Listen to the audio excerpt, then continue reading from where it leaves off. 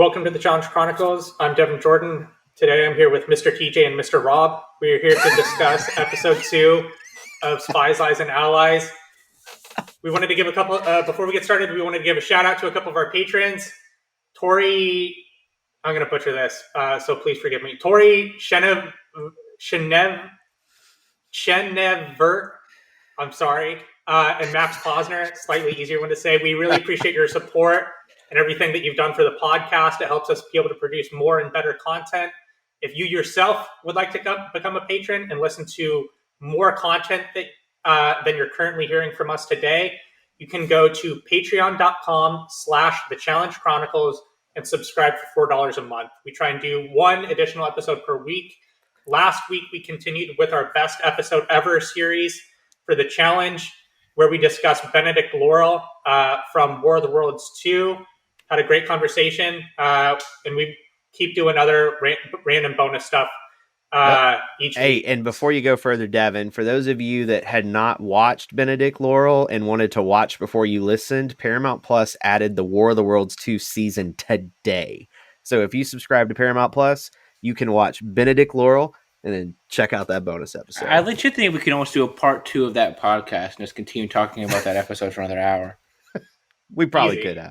I mean, we talked about on it. We could talk about that episode for 3 hours. Yeah. Oh, yeah. Like, there was so much that we just didn't even talk about.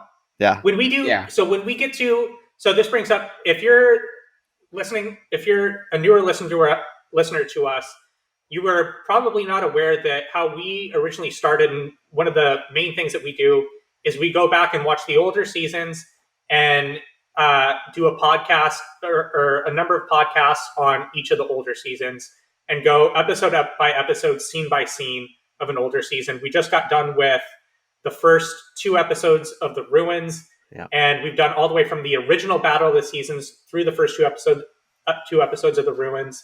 When we do War of the Worlds 2, I don't even know if we should do it again or if we should just post that episode. No, we should definitely do it. We just said we could talk about it for another 2 hours. That's going to be its own episode. Yeah, it would be. Like, I mean, if we did the episode with Wes, because those are 90-minute episodes too, Rob. Think about it. Like, if we did the episode with Wes, we've got a lot of time before we get to Yeah, we got a good ways to go. We're still just I mean, who even knows what podcast inventions will occur by then? So I mean, it's going to be like a decade from now at the rate that we're moving. I feel like it's going to be like Battle of the Seasons, where we cover like the first. We do like the first maybe 4 episodes, the next 4, and then the next 8, and then just like, all right, let's just get through these. Let's mush on here. But so for those of you that aren't Patreons, the full archive of everything we've done is on Patreon. Right now, we only have 2 or 3 seasons up that are the Chronicles. So check them out. Good stuff. We're here today to talk about Spies, Lies, and Allies, episode 2. I thought this episode was all right. It was pretty good. I thought the mission was bad, and I thought the rest of it was very good. I am 100% in Rob's court. The mission was terrible. The rest of the episode was very good. Sweet Jesus. I mean, when I saw the setup for what the mission was going to be in my mind, I just thought, I was like, oh my God. I really, really would want to see their market research data on like what segment of the fan base is like all in on these missions that spend more time, like spend more in their investment budget and explosions than like actually interesting things happening. It's like, we've talked about this so much, and if you're listening and you're one of the producers, you can't do this shit. Like, you can't have, how many pairs do they have at this point, Bob? How many do they have? They have 16, right? Because they only eliminated 1 pair. 16 pairs. You can't have 16 pairs and have 2 of the pairs go at once, and so that's 8 groups at that point. You can't just have them go and do the same thing over and over and over. It's not even like they're doing like an athletic event. Like, it's not like they're doing. There's not because like there's some missions that take a long time. Like the second mission in War of the Worlds 1. It's like the one where they have to run through and find the ball, and then they give the ball to the partner in the mud pit, and they have to run to the mud pit and they attack each other. There's at least a lot of stuff happening. This, but they're just tossing things down from a helicopter. Yeah, it's a lame version of cornhole. It's just difficult to tell who's actually doing well, right? Because you're just seeing snapshots of what's going on. It's literally just the results at the end. It's like, oh, wow, Emmanuel and Casey, 28. They did good. Yeah, the thing, I mean, the only thing I can say that was good about it is thank God, because as long as they took on the first couple rounds, I was like, are we really going to sit through 30 minutes of this mission? Because that's the pace we're going. Thankfully, the last few rounds, they sped it up and just was like, okay, we just need to show 15 seconds of this. And thank God they did, because It was brutal. Like, I get what they were going for, but it just was overkill. And then it was even more overkill. I mean, shoot, they spent more on pyro than they did on all of the missions combined from All Stars. They need to. We've talked about this before. This is definitely one of those missions where I'm sure it's way more fun to participate in than it is to watch. Completely agree. Yeah, I mean, it must be just one of those one for them, one for the cast missions that they just have to do a couple of to keep them interested. But what do you think? Like, I feel like they should be engaged no matter what it is, though. Like, I think if you're risking your cast not being engaged because your mission is boring, that's already a problem. Your cast should be engaged because they're competing on a show already. Think about the drone mission from last season. That's what I was about to say. That mission, the cast hated and the viewers hated it. So, nobody was happy. I want to know if the same people that did the missions for All Stars do the missions for this season. Is it the same people? I'm sure there's some fluidity in who's involved. Because it seems like the quality of mission that we got on All Stars is pretty distant from what we've experienced on the main show for a while. Yeah, it just is. Yeah.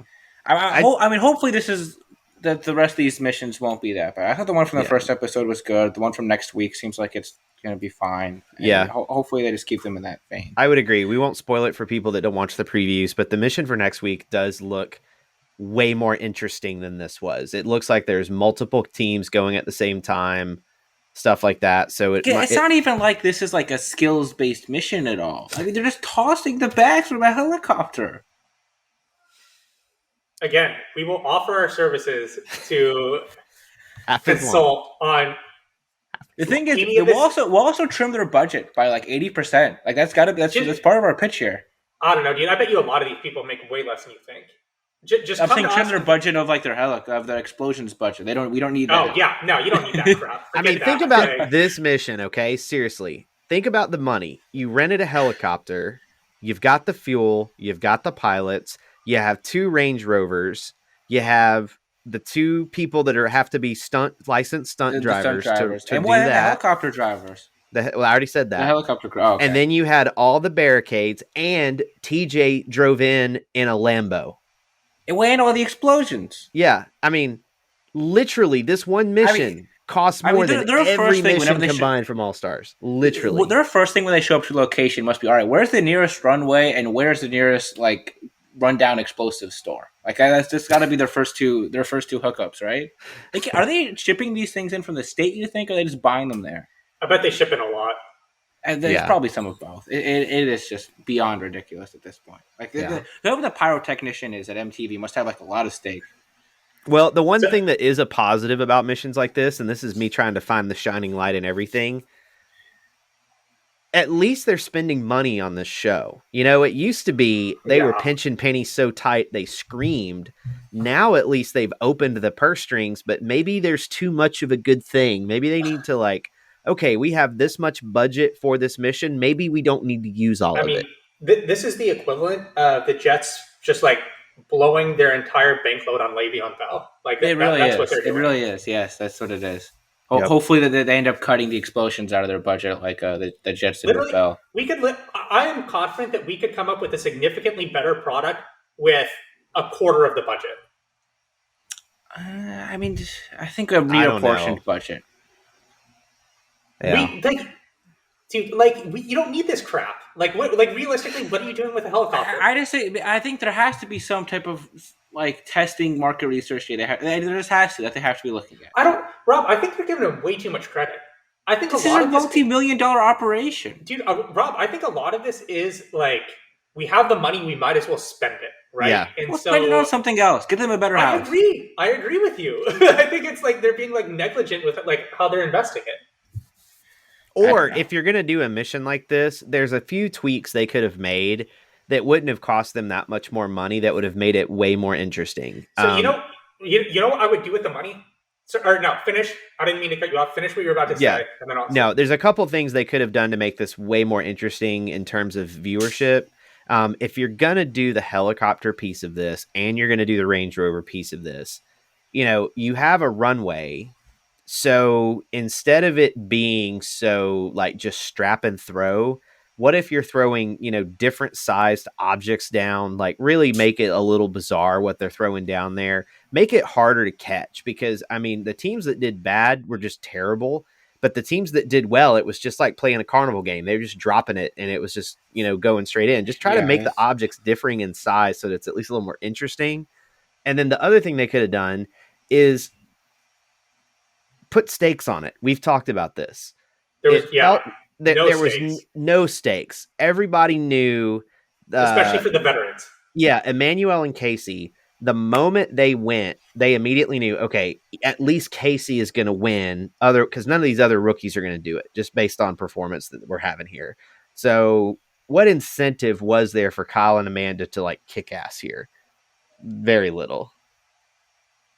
Yeah, I'm telling you, they need to award points based on performance in the mission. You spend those points on advantages throughout the game. It's the way to fix it. There was an episode where you were on where I brought this up with Trace. I even said that even if I think what you said is a really good idea. Also, what they could do is something where that determines how much your vote is actually worth when you vote for that specific round. Yeah, I think that'd be something similar, but I'd be cool with that, something like that too. Something like that, where you're rewarding the performance in the mission. So what I was going to say is, instead of spending all this money on explosions, you know what we're going to do with this money? We're going to invest this money on the fucking cast. And we're going to get some blue chip people out there, and we're going to make a better show. I mean, I actually will agree with you to a point. I actually think that the majority of these rookies they've cast, while they might not be all athletic monsters, there's some really good personalities that started to emerge. I think this cast has been pretty good so far. So, like, I'm willing to pump the brake a little bit there. That's not me hating on this cast. It's saying that we can do better than this cast, right? Like, you can think that this cast is good and still think that you can have a better cast. Sure. I mean, I think, yeah. We can get into it now, so we don't just have the first 45 minutes of this episode be us complaining about the situation. When we all agree, I think this was actually a pretty good episode. Yeah, I didn't think it was bad at all. Yeah. If you like Rob said, we got plenty of drama with Nelson working his love triangle back and forth. I mean, shocker! I mean, only one episode for that to explode. I think that actually went over on the betting line there, though. I expected it to explode before the end of the preview episode. That's how tenuous I felt that thing was. Yeah, I'm curious what happens from there. Rob, before we get into any of this, let's talk about everything that happened that we found out between last week and this week. Okay, we should cover so much. Let's just talk about this now. We can try to move through it somewhat quickly, but there's a lot that happened. The best resource that I found for this is Michelle, Amanda, and Ashley did an Instagram Live where they were pretty open about talking about the situation from the quarantine that we had previously discussed, and all the circumstances surrounding that. So essentially, like, how much of it do we want to get into? Like, all of it. Go. Just do it quick. Oh, Christ. Okay. So basically what happened was that there was a COVID outbreak amongst the cast that we know of. That's why Nam was sent home. He was diagnosed with COVID from what we know, and then his symptoms were bad enough where he was not able to continue in the game. Multiple other contestants were also diagnosed with COVID. Big T was mentioned. Berna was mentioned. I forget who the other ones were, but a couple other people were mentioned. Their symptoms were noticeable, but from what we understand, they were okay enough where they could continue on. There was a 10-day quarantine in between, like the first mission and once the elimination happened, which, just thinking about it in your head, is crazy that there was a 10-day gap there. And that had multiple other factors, because so when that quarantine happened, Trace, you can chime in on this part of it, because I'm not sure about this. Yeah. So from what I understand, the cast was part of the quarantine happens. Part of the cast is in the house and part of the cast is in hotels, or like, how did that situation work? Yep. So originally they tried to quarantine everybody in the house, which I think is accurate. Okay. Like, I haven't been able to 100% double source this, but it seems accurate enough from what I've heard. But then some of the people that were showing more symptoms, they were eventually moved. And there was also a lot of drama about them shutting the gym down. Okay, well, we can talk about that in a minute. But basically, yeah. So some of the people eventually that had more symptoms got pulled out of the house. Like Nam was moved out of the house. Big T was moved out of the house. Stuff like that. So, yeah, there you go.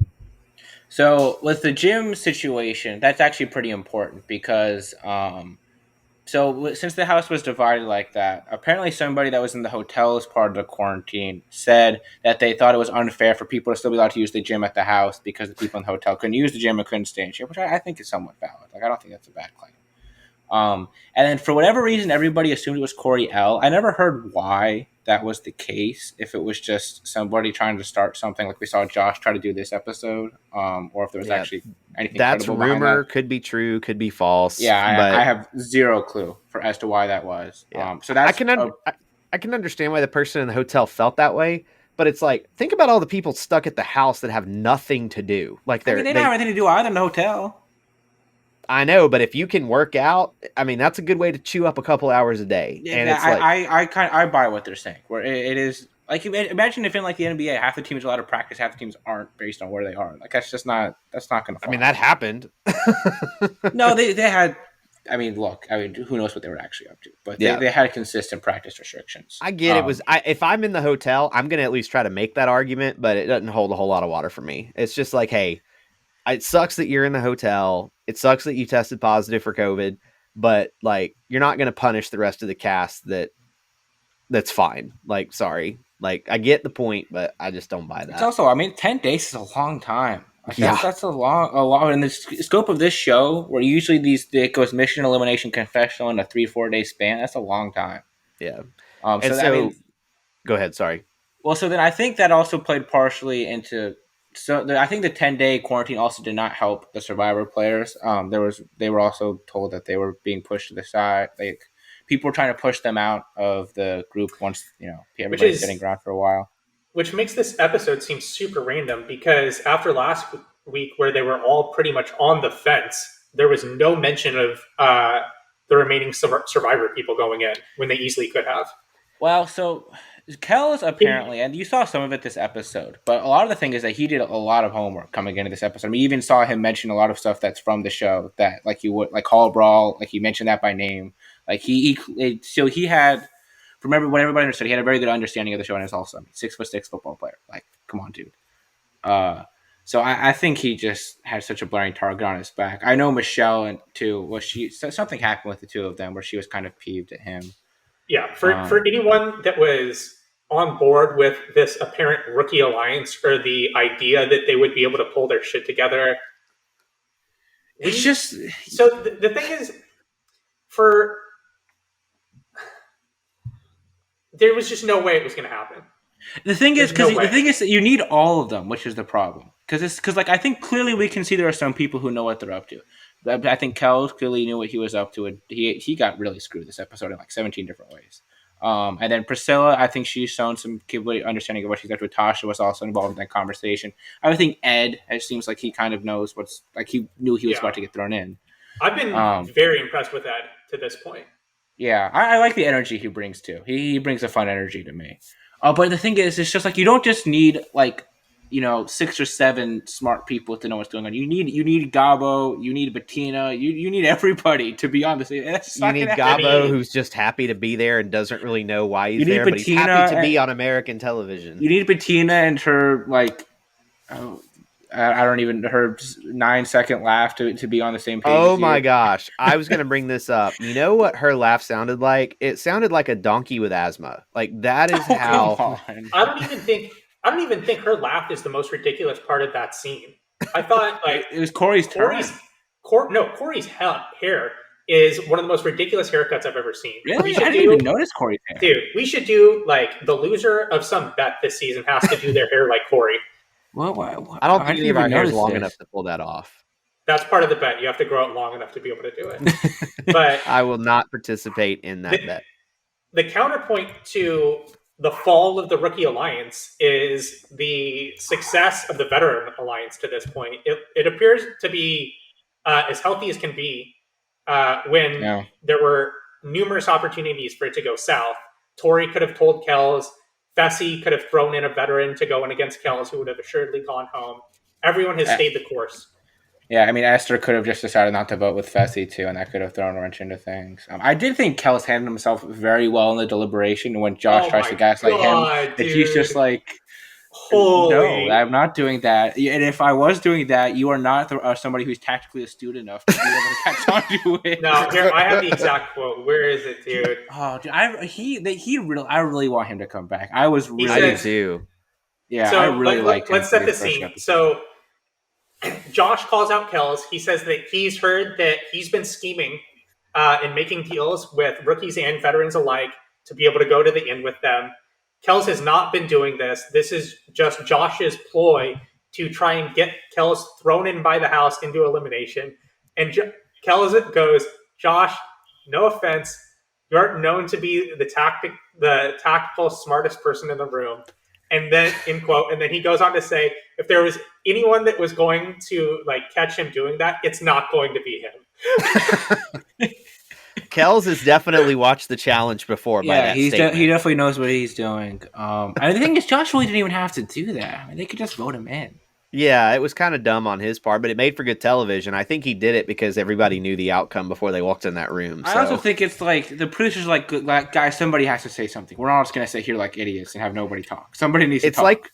It's like that episode of Survivor where Jeff Probst was having a tribal council and it was so bad, he just calls it off and says, okay, people are giving me nothing here. Y'all are going to walk out and you're going to walk back in and we're going to try this a second time. It wasn't even that it was a tribal council. It was the final of Marquesas. And they filmed the entire final tribal council, and he goes, you guys are giving me fucking nothing. We're doing this again. And they just recorded the final tribal council. I always wonder, are they doing that now with these explosion shots? Sorry to go back to that, but the cast can't be this excited to see these things at this point. They see it 7 times a season. Yeah, I don't know. Probably not. At least for the vets. Because the thing is with him, so he gets targeted pretty much just because he seems like he knows what he's up to, which he does, and then he's also 6'6" football player, seems like he could be a problem. The way the eliminations work is he's just randomly paired with Tracy, who just it's a rough way to go. In my notes, multiple times I've written down I feel bad for Tracy because she just did not seem like she was there, man. Well, I think her English is, if you judged all of the foreigners by the strength of their English from poorest to best, is there anyone at this point that seems like they speak worse English than her? Like, no judgment on her. I mean, outside of Nelson, that's probably it. Who? Her and Nelson. I said outside of Nelson, that's probably it. And she did talk about that, the language barrier, in addition to just you see these people in this house. Like it can be an anxious environment if you're not prepared to go into it. So I don't think they vetted her enough. I felt bad for her, but then it's one of those where I felt bad for her because she clearly just shouldn't have been in that environment, and I also felt bad for him because he was put with somebody who shouldn't have been in that environment. And this elimination is there's really anything he can even do. He's just pulling her up and down. She just has to grab the blocks with a magnet. I did like this elimination though. I actually thought this was pretty clever. We'll get to it in a few minutes, but there's one other thing we should talk about before we get a whole lot further into this, because I'm actually kind of pissed about it a little bit. So Lauren Coogan was unceremoniously, kicked to the curb off screen, and Josh gets Amber B as his partner, which I think, that's great. And here's the thing.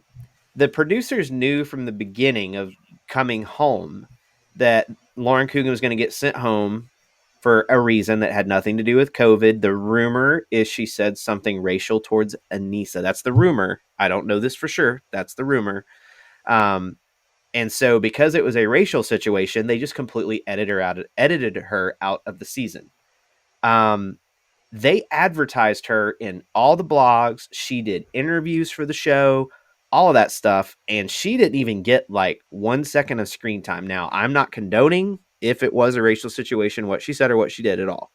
But to me, if you're going to advertise someone and you are going to plug them and have them do interviews, you should at least show why they went home, or at least explain why she went home on camera instead of just, hey, Lauren's gone. Saving her at that point. Probably. Well, didn't she come out? She kind of came out in defense of herself a little bit on social media, didn't she? Well, I think someone she did posted to about that somebody, in but she Discord. also didn't. I didn't see her push back on why she was eliminated, though. She was just saying, "Oh, I was in an anxious, I had a lot of anxiety. I was in an anxious." It was one of those things where she gives reasons why that I happened. think she but said that she was back. gaslit, didn't she? Yeah. Yeah, she did. On But Twitter? she didn't. But she did also did. But like, she didn't give another reason why she was eliminated, though. Yeah. It's not like that didn't. That's not why. It's like I it's mean, not like Lola, where Lola says that Lola. She probably can't reveal why, right? Probably. Probably, Or maybe she can. maybe Maybe not. she I doesn't mean, want I to. really what happens. This is just another Eddie situation from Vendettas, which everybody forgets about because it's the He was on exact same camera for situation. 0 seconds. He's shown like helping Johnny up the hill. That's all he gets. And then so for him, what happened was he was also in all the promotional footage. If you go back and look at it, I mean, there's plenty of stuff where he's involved with Cam and with Alicia and his whole storyline that was supposed to be for that season. And then him was actually this is a horrendous job on their production department. But apparently, again, allegedly, Alicia had a restraining order on him from a different incident on that season. And then he's also like they found out about it like there, and then he's removed from the show, which is beyond crazy when you think about how if that is the case again that their legal department misses that. But like I don't know, man. I don't feel either way about it. She hasn't given any pushback on why she was eliminated, so I would think that's why. I don't think I like it. Clearly her and the show did not get along. So I don't think that she's gaining anything by like the show airing anything she does at all. And I think and it's also probably like if it was Anissa who was the victim in the situation, there's a decent chance she goes up to MTV and is like, look, I have had, unfortunately, multiple incidents already that have been aired of me being treated in this manner on this program. I would prefer that this one does not get aired. Yeah. And you know what? I don't know. Like, I mean, go ahead, Trace. Yeah, I mean, that's fine. But she was doing interviews and they were talking like she was going to be an active member of this cast, which apparently she was. It's just been edited out. But like, don't put her out there on Front Street. No, they shouldn't do that. They shouldn't do that. I mean, people know who she is from Love Island. Love Island's a semi-decent popular show. Like, people knew that. And then you don't show her. It's a pretty big bait and switch, in my opinion. And it's the same thing with Eddie on Vendettas. Like, he's all over the promotional materials and all this stuff. And then they just edit him out. Like, don't show someone who has a following and yank them off. If she is getting removed, say, hey, she's a member of the cast, and you move on. You don't let her do interviews. You don't make a big deal out of it. You don't show her promotional photo as part of the cast. On the cast bios for the season. I'm gonna look it up now. Yes, I don't remember if she was or not. She was, because I remember seeing Love Island US on there. I wouldn't have picked her on my fantasy team if they hadn't given her any promo time. And I'm not just saying that I'm bitter about that. I could have changed it before today, but I didn't. But here's the deal, though. To me, it's just a big bait and switch. Like, if you're not going to air this person and you're going to promote them, don't promote them. Like, let's just pretend that she's not on the cast, period. And let's not put any promo materials out about her or anything like that. Let's just move on. But they didn't do that. And that's why I'm like, I think that's fair. So Lauren Coogan goes home. Amber B is brought in. And I feel like I will forever refer to her as Amber B, even though that there is not another Amber on this cast. Yeah. Yep. She now becomes Josh's partner. I think one of the funniest moments of this episode, there were a couple of really good ones. Two of my favorite moments from this episode. Actually, I think my three favorite moments from this episode all involve Josh. The one that I'm thinking about right now. By Kelz. Yeah. That one, this one that I'm about to talk about now, where Josh and Fessy, they pretty much portray them, the editors being they, as the ones in the driver's seat this episode. Well, they don't even talk about Devin, but he's got that chess game he's playing with Josh, and I think he's the one who brings up Kelz. No. Josh is the one that started it. Josh the one that brings him up? Okay. Josh tells Devin who they're voting for, pretty much. That's the way it's shown by the editors. Okay. And that's the third funniest moment, is when they come together and Josh and Devin are like, oh, this is our first trusting moment together. And they kind of joke along about how now they're on the same side of an alliance compared to last season. But I thought it was hilarious when Josh and Fessy, right before elimination, are talking about who they will send in versus Kelz and Tracy. And they talk, for the men, they throw out some names. And that's when I kind of thought it was odd that out of all of the names that they threw out, they didn't throw out Tommy. And then they get to the women, and they were talking about who they should throw in. And Josh is like, or Fessy's like, you know who we should throw in? And Josh looks at him and goes, who? And then Fessy kind of just has that look on his face, like, you know who. And he's like, no, no, no, no. So my question is, over under on the amount of episodes that Amber B will go home. Do you think she's going to be on I've quick? been saying I I think she's got a problem this season, even with this Veterans Alliance team rolling. Because like they're going to get to a point where they don't need all these numbers pretty quickly. No, And like it's one thing because it is hard once you start the precedent of like chopping each other off. Those things that can just kind of snowball. But like I just think because I'm not scared of going into her and against her in elimination. The only thing I'm scared of her is in a final. So I just don't see why, if you're a woman on the show, you let her sit around. And then Fessy obviously doesn't want her around because it seems like she's probably gunning for him. yeah. I mean, right now she's in a spot where they can use her as a number, but like, as soon as they don't need her anymore, they're going to cut her. Because I mean, the one thing you don't want to do on the challenge is come in late. You're going to get thrown in. Like you just are. Because who is she really aligned with? Like who are? That's like, my thing with her too. Alliance? I don't see who.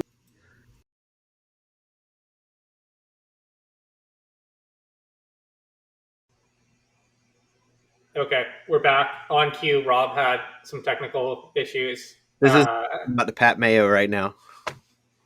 Yeah, I was like, when we were in the middle of going down, I was gonna message the group chat that we have with Pat and say, "Heaven help me."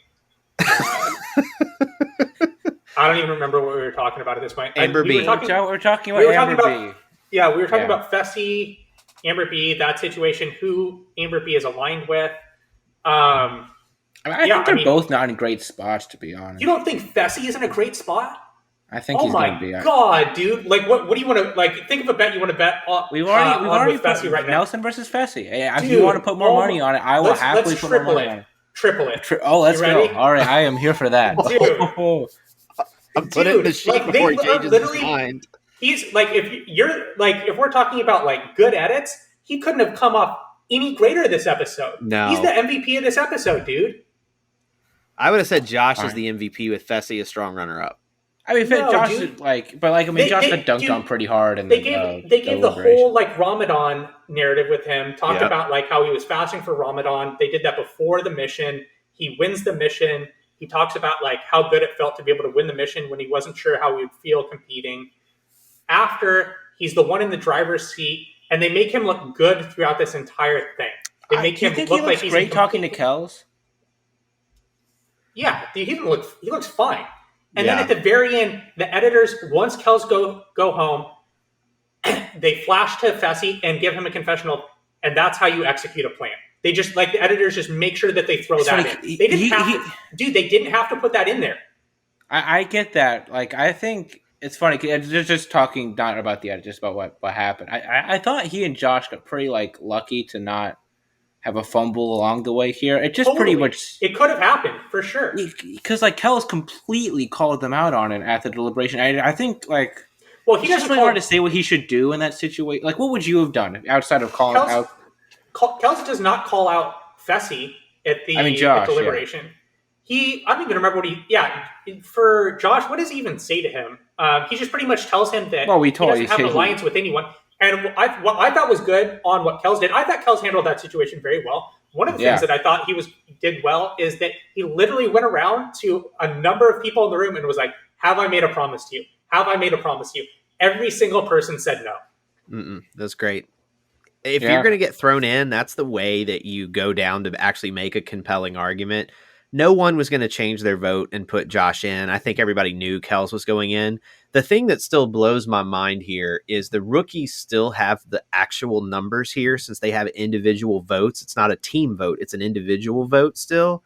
The fact that these jabrones can't get together and vote somebody in just makes me want to start going back. I mean, we've talked about it. It's just like you have to get everybody in on it.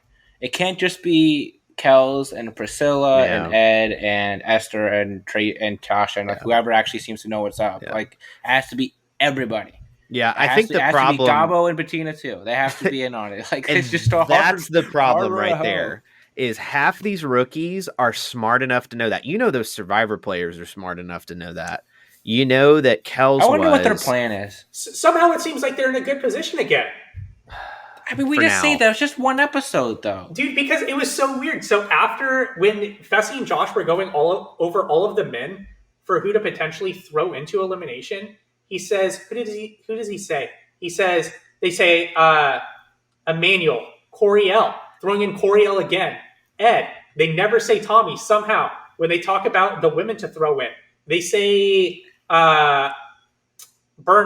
They say someone else. Maybe. They don't say Michelle. Berna, Emmy, and then they head nod about Amber. Yeah. But like, I mean, so some background to that. I know Josh and Michelle had a very good relationship going into the season. They're actually like legit friends and real life outside. So it's possible that just with the Big Brother Alliance being the driving force here, that they felt like Survivor, if things do come to a point where the veterans split up a little bit more, the survivors could be on their side instead of the other one.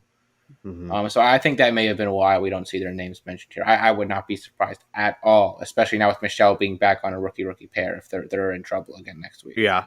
I think that the way the pecking order is going right now is there's like the foreign rookies, and then the Survivor people, and then there's like Amber B, and then there's the rest of the vets and Big Brother. That's really the hierarchy we're dealing with right now. I just think it's whoever's open.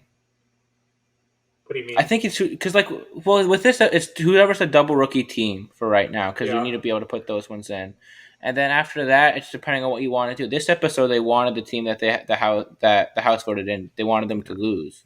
Which, by the way, we haven't really said this yet. Josh and Fessy, or maybe even Josh, because Josh really started the ball rolling on this. If you're a vet, Kelz was absolutely who they should have been targeted. Yeah. And the fact that Tori was the right move. Yeah. And the fact that Josh even said the fact that Tori and Kelz aren't partners anymore, it's easier to pull that trigger because we don't want to put Tori in. And so the fact that he got put on a rookie team, it made him easy pickings. And he was by far the biggest threat. I mean, he was obviously the most athletic of all those foreign rookies. He was also the one that seemed to have watched the show and knew what was going on. He is dangerous if he can play Wes and get some of those rookies on his team and moving in the right direction. So the fact that they were able to take him out, I mean, they made a great play. Like, bravo to Josh and Fessy and everybody that helped orchestrate that, because they it worked. To have Kelz come back. He has to be on another season. No, he has to come back. He was a great pick for them. I felt really bad for him. I think they have to have Kelz come back, and they have to have Ed come back too. I think Ed has been really good. Because he's only had the episode. He brings just like a different like kind of energy to the show. He just clearly comes in and he's ready to go. But he's obviously, I mean, Ivy League engineer, so he has, because there was that like really lighthearted moment even before elimination started, right, where he gets thrown in and he talks about like how he's fine with it pretty much. Yeah. Or when he's chatting up Nelson at the beginning of the episode. Yeah. Yeah. I will say this: I was very skeptical of him being cast because I think The Circle is a terrible show. I hated the first couple episodes and I quit watching it. So I was not interested in this guy coming on. I was wrong. It's not your show. He was great. Like, he really was great tonight. I thought he performed well.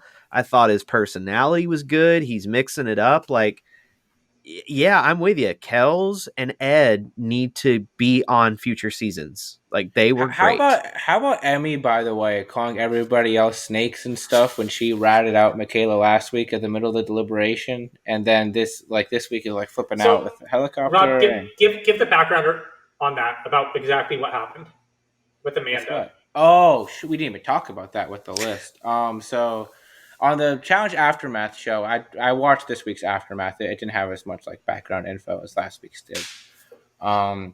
They talked about how apparently Emmy and Cory L were going to be the house vote for elimination. That was pretty set in stone. But then Amanda was talking to Emmy, was like, hey, just to let you know, it looks like you're going to be the house vote. Is there anything you can give me that would maybe move the truck to somebody else? And then that's when she came up with the list that Michaela had talked about earlier. All right. I think one of the most compelling parts of each episode is, or at least to this point in the season, is at the end of the episode when they pick new partners again. Yes. Because Ed and Emmy absolutely made the right move in the sense that they needed to pick new partners, because for a second it seemed like it may not actually happen. Off of how he was phrasing. Emmy racking up the crying points this episode. She had 4 separate occasions I counted. So let's go over Emmy's decision and Ed's decision. Ed last week. acceptable choice. I think he could have done better. I think you could literally replay what we said last week for what Casey. he should have done. Casey is the answer. Rob, are you in agreement? Yeah, I think that again. I'm a little bit lower on CBS than you guys are. I think Casey would have been. I think Tori's fine too. I just think you need a vet. The only thing that makes me go why Tori was the better pick, and maybe Ed seems to kind of know what's going on here as well politically. If you get Tori, that opens up the target on Cory L to send him back in next episode. So you don't have to piss anybody new off. You're just pissing somebody off who's already been in and is already pissed off. So to me, it might have actually been a smarter play to pick Tori this episode because he's now got a veteran partner and he gets Cory back on a rookie team. So it's easy to target them again. But by that same logic, would it actually have been a good pick to pick Amanda then? Because she's also very connected. And then Kyle goes out. And then Kyle's the one who's getting a new partner. And that's a vet. I mean, I think Amanda would have been a great pick too. Yeah.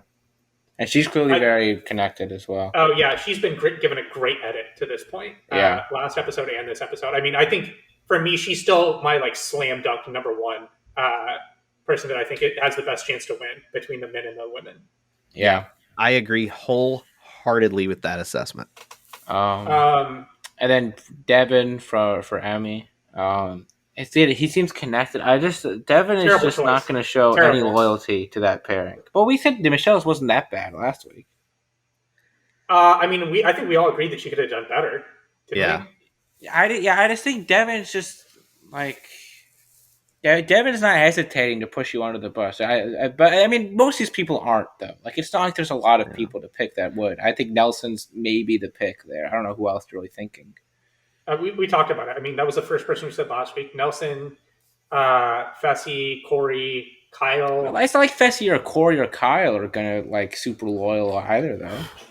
None of the male vets are going to be all that loyal. Let's be real here. It's Nelson, and then I think it's everybody else. So I really think at this point, that for these rookie females especially, your best bet is to pick someone who will win a daily mission because it will keep you from being thrown in. So Nelson is the last person you should choose. So you really need to be pointing your fingers right now as if, well, obviously you couldn't pick Fessy this time. But to me, you're looking at Fessy, you're looking at CT, and you're looking at I forgot his name.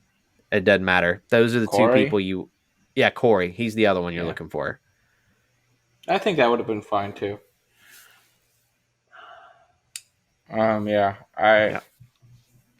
Kyle, sorry, I cut you off there, but Kyle is to me a bad choice because Kyle's game the last few seasons, on Vendettas, he just lied and backstabbed people left and right, all over the place. Ever since that season, he's played a very try to float under the radar type of game, and very rarely is he going balls out to win a daily mission. So he's the one that you want him not towards the end either, because he's the vet that they all feel just fine backstabbing, as recent history has shown. So you kind of want to stay away from Kyle. All right. Let's talk about as we start to cross off the list of things that we need to talk about before we wrap up the episode. Let's talk about the love triangle between Nelson, Ashley, and Berna. People were all asking me why Ashley was the second highest priced person in the challenge game. This is why Ashley is the second highest priced person in the challenge game. Dude. Well, you also don't know when she's gonna go home. She could win, though. She's either going to go out early or win the damn thing. Yeah. Or make to the final. It's one of those three. She's not going to just go home in the middle or towards the end of the season. It's no. So she's either going out early in a blaze of glory or she's going to the final. One of the two. Yeah. So what do we think happens here, really? Is it Nelson's, not intending to do anything with Berna and it gets misconstrued? Or is Nelson just being Nelson and kind of falling into something? No. I mean, I think what was happening is he was hooking up with Ashley. Super casual. They weren't even no one thought that there was any commitment going on whatsoever. And then he starts talking to Berna, and then Ashley tried to make it seem like she was more interested in Nelson than she was originally. And I think Nelson was caught off guard by that. Yeah, he was definitely caught off guard. Yeah. And based on the preview episode, they're casually hanging out because they live down the street from each other in Austin, Texas. So the fact that they might be hooking up, for funsies off the show, and then they kind of are hooking up on the show for funsies on the show too. The fact that Nelson was kind of paying attention and flirting with another girl, like that's the kind of shit that Ashley's going to lose her mind about. Like, to me, Well, remember, if you're hooking up with Ashley, you are playing with fire. If you ain't going to put a ring on that girl's finger, she will bite your ass off at some point. remember on Rivals 3 when she was hooking up with Jamie, Kara's cousin, and then there's one episode where like just something weird, like something happened that didn't happen, and then she thought that Nicole, Nani's cousin, had made out with Jamie at the bar, and she lost her loses mind. her mind. And then Jamie walks in the bathroom and she starts like screaming at him, and he's like, "What in the world?" Or no, Nicole walks in the bathroom and she's like, "Get that bitch out of here!" and just freaking out. Yeah, like just good Lord. And by the way, how obliterated was Ashley in that fight that occurred outside the club? Like, she couldn't even see straight. She was so out of it. That was back at the house, because at that point Amber B was just in street clothes. And it was Amber B and Huey trying to like talk Ashley down, and she kept calling Berna. What did she call her? Bertha? She called her Bertha. Yeah. That's just not knowing somebody's name, right? That's not mispronouncing anything. That's just not knowing. No, it's her. Name. It's her knowing what her name is and her calling her a name that is a different name and seemingly trying to get under her skin. Yeah, it's the drunk name. So, do we think this is bad for Berna, and she could just kind of like be a target because Ashley has power, and then all the rookies are targets. All the rookies are. Well, but I mean, in the scale of who's the next rookie to be targeted. I mean, let's talk about it now. Which rookies do we think are in the best position, and which ones do we think are in the worst? Like, are we confident in any of them being in slightly better positions than others? I mean, my thing is like I feel like there's almost an inverse correlation between the ones who know what's going on and the ones who might be around a little bit longer. Yeah, because it seems like the Priscillas and the Esthers and Tashas of the world who seem like they have a bit of a clue about what's happening could also be people that they want to get rid of because they have a clue of what's going on. Whereas, I don't know. I think Priscilla's sitting pretty right now, I think. I guess Nelson's has enough equity where she might be able to ride for a little. Tasha, I think, is in real trouble because her and Jeremiah are another double rookie pairing. So that could be a problem. I think Gabo is in a great place because he just is excited to be on American TV and he doesn't know what the fuck's going on. So it's like he's easily controlled. Okay, let's talk about that. He's like in a good position when like Philip is in a good position on Redemption Island because Rob is taking him to the end. Like that's the good position he's in. Gabo talks this episode about how growing up he saw the Jersey Shore and it was his dream to be on American television. Come on. He is gold, like TV gold. I mean, and it looks like he's a lot of fun to party with, so he's kind of in the Big Easy slot. And I don't mean that as a slide on Easy. Like, they're going to string him along for a while because he's funny, he's entertaining, and he's a threat to no one in the final. Well, imagine how insulting that was just to him. You said he's in the Big Easy slot, and I don't mean to offend Big Easy. Like, Big Easy is now the one. Well, I don't want to offend Big Easy because Big Easy, in a sense, redeemed himself on All Stars. I've bagged on him. One elimination. I really hope he finished the final. I didn't think he was going to finish that final, and he did. So, like, I have to give the man his props. I have bagged on these people, and I feel like part of our show, why people like us, is we're fair. We might have differing opinions, but at least we need to be fair, and I need to be fair to Big Easy. He proved me wrong, so I don't want to bash the guy. How did Big Easy prove you wrong? I thought Big Easy did exactly what we thought he would do. Well, I just didn't think he was going to finich the final. Like, I didn't. I think he finished. I mean, he was really close, right? Because if he would have, who was he partners with at the eating one, right? Yeah. It was Jemmy, right? with Jemmy. Yeah. Dude, he was pretty much like waiting for Jemmy to say, I can't do it. He was trying to get her to quit, basically. He was like, I'm done. Like, if you quit, I think he was cool with quitting if somebody else forced him to, but he still nutted up and finished. So, like, he didn't have to, and he did. That's a really interesting addition from an editor's perspective, right? They try and tell that story for Big Easy, and they include that. I'm glad they did, right? Yeah. It makes it much more interesting. It really does. But to relate this back to Gabo, like, Gabo's sitting good because he's a threat to zero. Like, and Nani's his partner too. Like, and she's really not a threat to anybody either. So, it's one of those things where you can take them to the end because they're not going to win a daily mission probably unless by some sheer stroke of I'm luck curious something as to how much of a happens. performer he is. Like, if he gets in a hall brawl, he said he's popcorn muscle, so I guess Yeah, maybe like he wouldn't do so I good. just don't Dude, think Rob, he is. like the So- Kaiser Soze strategy. Like, Yeah. let's Well, he go. told us that though. He didn't tell, I at least know. from what we saw. Yeah. He didn't tell them And that. I told you is that the joke is on us as well. Yeah, I exactly. see. Yes. So it's We're one of those also being deals. fooled. It's I one of just those. can't. Go ahead. I just can't see this buffoon. Like it's just one of those things where he's just getting.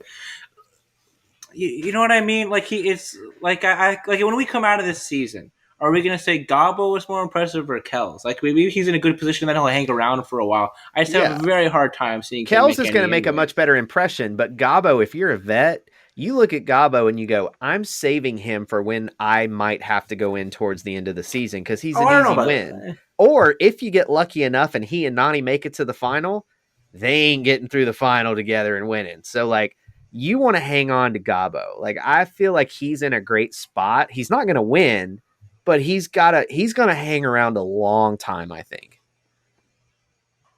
So, yeah, I think as far as rookies go, Gabo is definitely in a good position, I think. I honestly don't think the Survivor people being Michelle and Tommy, I don't think they're in that bad of a spot. Their names literally just didn't come up this episode somehow. I just think it was based on how the power dynamic shifted. Like we saw last season, excuse me. Like Wes has that one episode where he's really not mentioned in this. He has the heat on in the first episode. He's not really mentioned that much in the second episode, and it's all back on him on the third episode, and he's basically in elimination. Like I just think, I don't know. I just don't. I think that he could very much swing back the other direction on them. Who won the mission last week? It was Anissa and her Anissa partner. Logan. Yeah, Anissa's first mission win that she always picks up. But it was really the house that put them in over the idea that they were scheming, right? And that they had the list going. I mean, to some degree, but it was also they were going to put in a double rookie, and like we said, that Emily was able to get the target off of her a little bit. Yeah, I know, right? So now I think that's what a lot of it was. Like, what are the odds that it's one of... I said last week that it was really like the narrative, right? It was the story that the house told themselves about how they could put, who was it? Michaela and Brennan in, right? Yeah. Even though, like, seemingly, like, there could have been nothing going on. Go ahead. Like, what are the odds we give that it's one of Michelle and Cory or Jeremiah and Tasha who are the house vote next week? High, because it's double rookie pairs, and that's really all that matters. Right? I legit think it's like 85%. They really didn't have a reason for why to vote Kelz in this week, right? That Josh pretty much fabricated this. He just tried to gaslight him. He didn't tell the whole truth. With people. When really it just comes down to the fact Kelz was a good rookie. He was also partnered with another rookie. It makes complete sense to put him in, and that's probably what's going to happen again next week. Yep. Especially if a vet wins. Like if a vet wins the daily, which a vet probably will. Yeah, they're toast. Because the thing is, even if one of the rookie pairs wins and the other one just gets voted in by the house vote. Yeah, totally. Like I even think arguing almost which rookie is in the best position is just all right. Which rookie is going to be led along the most by the Veterans Alliance and then get cut off at the end. So Gabo, yeah, that's what we said. Gabo. It's Gabo. Of all the rookies that have a shot to make the final, I would put $10 that he is the rookie that gets the furthest in the game. If you have to pick a rookie, I think Huey's in a pretty similar boat. No, I think being chained with Ashley's bad, just bad juju for him. Why? Because Ashley's going to do something fucking stupid at some point. Yeah, I don't know about that. Like, but what was she going to do to get the two of them thrown in? Dude, look at what happened in Total Madness, dude. Like, she can just go off at any moment. But this is a completely different scenario. This is a scenario where she's part of the power group that has complete control over everything. In Total Madness, everybody had to go in at some point, and she alienated the power group. Yeah. I think you just have to decide, like, if you're the Amandas of the world that are in tight with her, if this situation with Nelson explodes, which it has every indication that that's going to just completely have a huge meltdown at some point, Are you more willing to keep Ashley, who can be a bit unstable and crazy at times? Doesn't mean anything bad about you, Ashley, but inside the game, you can be a little out there sometimes. I think she would openly admit that herself. I think She she would would be openly very admit open that. about saying that she can be A quite lot to volatile handle. in the. I mean, there's a reason that she keeps getting casted. Yes, exactly. Or are you going to keep Nelly T, who's, regardless, like he'll get in some fights, but he's been on his best behavior since Dirty 30. Like he'll have some moments, but like I he's mean, on really Total Madness, received. he's like every other episode where he's mixing it up and stuff. I have a very hard time buying that the two of them are going to come to the point where they're actually like targeting each other. I don't see that happening. I don't know if they're going to target each other. It's just something stupid's going to happen, and the house is going to have to get rid of one of them. I doubt that. I very much doubt that. I think they're both like in very good position to make the final as it stands. Okay, I won't argue with him, but I just don't see that situation ending well. All right, so instead of us talking about which veterans are in the best position, let's just talk about our power rankings because at this point that's synonymous. Hey, before we do that, I feel like there's one other thing we need to talk about. With the partner switching stuff, Devin, you kind of hinted at this. This version of partner switching is light years better than the double agents thing with the rogue agent. The fact that we're eliminating two people at a time and it's staying even the whole way through, like, kudos to Bunim Murray and the producers for fixing that problem, because this partner switching thing is phenomenal. And it was last year, but the whole rogue agent thing made it a little wonky. They fixed it this year, and this is like that format that I've been dreaming of for a long time, is this partner switching so that the politics have to keep evolving. Like, now that you don't have the rogue agent sitting out, I'm very happy with how this goes. Yeah, I'm pretty satisfied with the format to this point.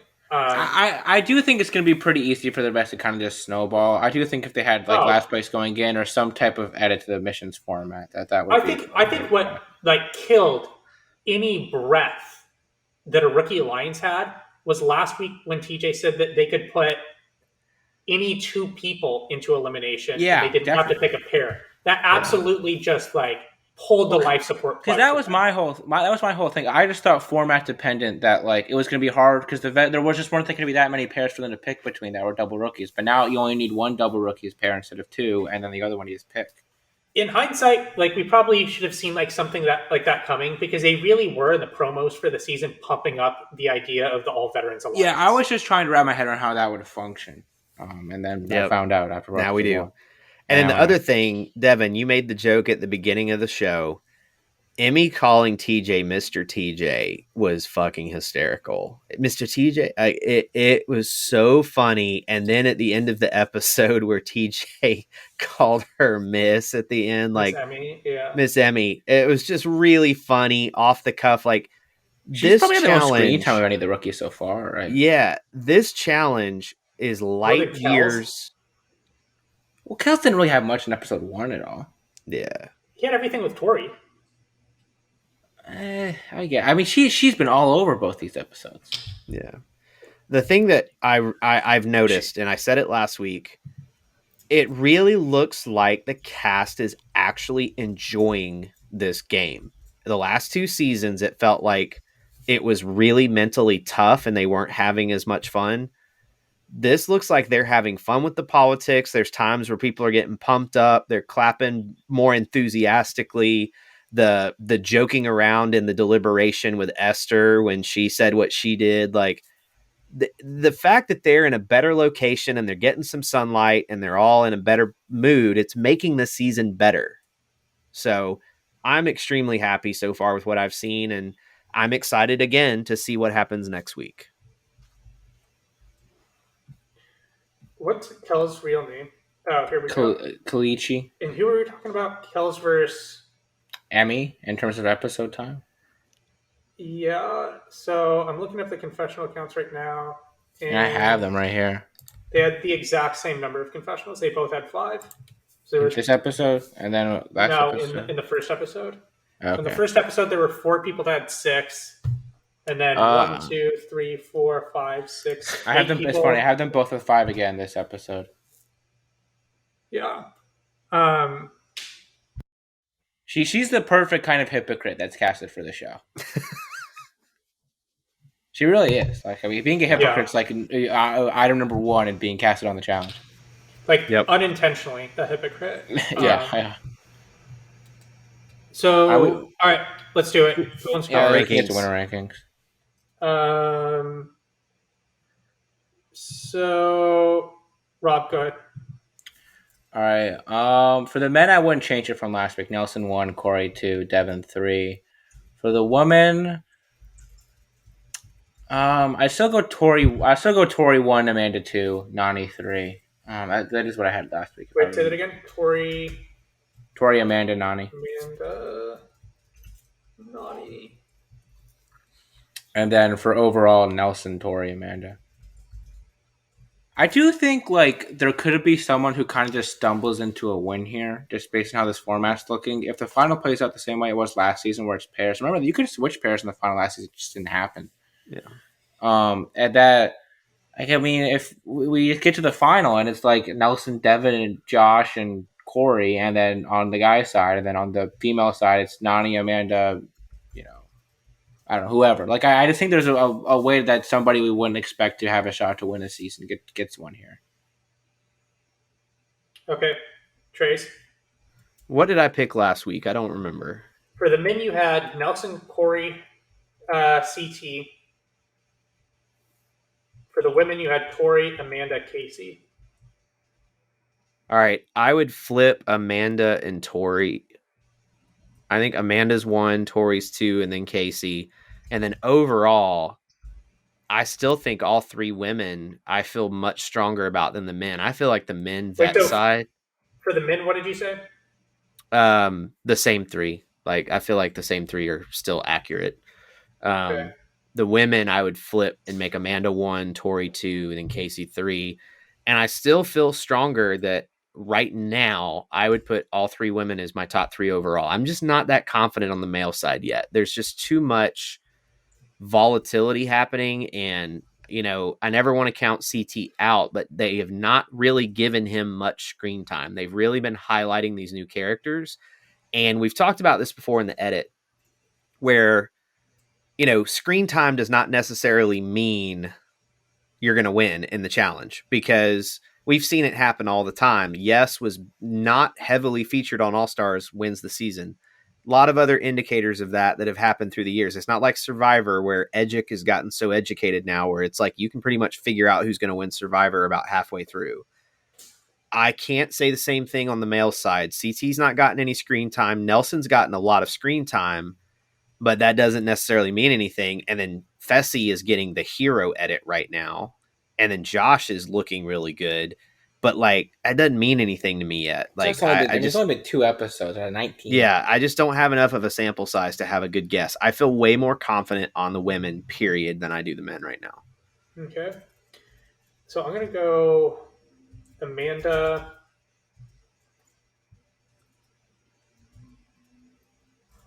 Amanda 1, Tori 3, and I guess Ashley 2. For the men, I'm going to go Fessy 1. I'm going to go Cory 2, and then Nelson. And then for overall, I'm going to go Amanda. Actually, I'm going to go Amanda. For the women, I'm changing it. I'm going to go Amanda, Casey, Tori. And then I'm going to go overall, I'm going to go Amanda, Fessy, Casey, I guess. Okay. All aboard the Amanda train. Wow, I was one who was pumping her up before the season. She's in a great spot. like we talked about, someone, despite how shitty this cast is, someone has to win, 1. And 2, like, she couldn't be getting a better edit. She's in complete control. And the only reason that they've included her in the episode to this point have been for positive reasons overall. What are the chances she sees an elimination this season? Close to 0. Yeah. Extremely minimal. You can always find your way to fall into one, though. Yeah, we're just saying there's a low probability. So what, like 30%? The way that she gets thrown in is if the Big Brother teams towards the very end of the game, when it's going to be mostly vets, they're going to have to pick somebody to go in, and they're going to pick her probably because they haven't played with her before. I mean, it could just be like I just think Tori. the three Big Brother people plus Devin, those four I think are really tight this season. We'll see. Yeah. And then who knows how close Michelle is with them, right? Like Rob, like you brought up, it could be the reason that Michelle and Tommy didn't get brought up in this conversation because they're really tight with Big Brother too, and they don't necessarily want the other veterans to know about that. Indeed. So, all right. Good stuff. For the second episode that we do this week, we'll do another one later in the week. What that will be, we don't know yet. If you'd like to give us a recommendation on what we should do, message us on Patreon, message us in Discord. You can also email us for anything in general at thechallengechronicles@gmail.com. If you'd like to become a patron again, we'd really appreciate it. You can go to patreon.com/thechallengechronicles.